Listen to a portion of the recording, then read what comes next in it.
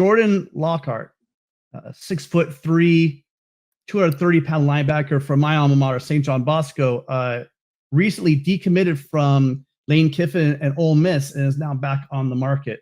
So all the people out there worried about the fact that, Lincoln Riley doesn't care about defense, what's our defense going to look like going forward? This guy's an absolute stud. So hang tight. Just because he's opened up his commit or he decommitted doesn't mean he's coming to USC, but I really do think we have a good chance for him.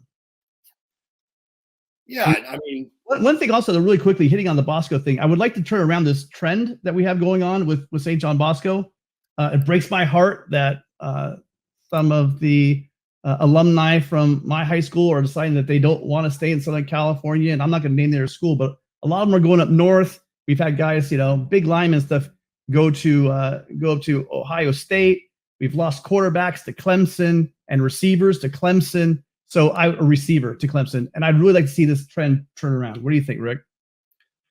Well, yeah, I mean, obviously St. John Bosco, we haven't had a number of recruits from there compared to other schools that we've seen in Southern California in the past, such as Mater Dei, such as Sarah at Gardena, and I think Jordan Lockhart, his brother was at Ole Miss. He was committed to Ole Miss.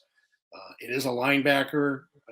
Would be a big recruiting get for USC if we can keep him home. And I trust that Brian Odom, much like he did with bringing in Tackett Curtis, that would be obviously a target for USC, and hopefully make inroads in the future because they have a stacked linebacker room there as well.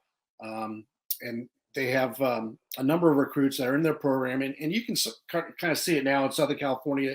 It's totally different here with recruiting and, basically similar to the transfer portal where college players are going to get the opportunity to play at other schools.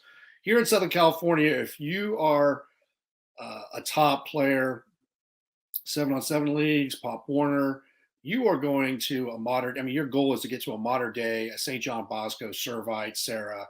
You're playing at one of the top schools when you're a freshman. And that's how it is in a lot of other Southern California high school sports. If you are a top player, you're going to the schools that's going to give you the best opportunity to make it to the D1 level or whatever your goal may be. So obviously it's very important for USC to establish that pipeline with St. John Bosco. So this will be a key guy to look for as we move forward. Just wanted to give a quick shout out to Fight On, Fight On, Fight On. We have USCJ in the chat. You guys, if you haven't checked him out, search up USCJ. If you want data, he has daily content, so he's pumping it all the time. So make sure you're checking out his channel, you guys, if you haven't done. I noticed in the chat, a lot of you guys already know, so I'm not breaking any news there. So thanks for stopping by, Jay. And then also the one, the only, Tony Altamore. Thank you for being here.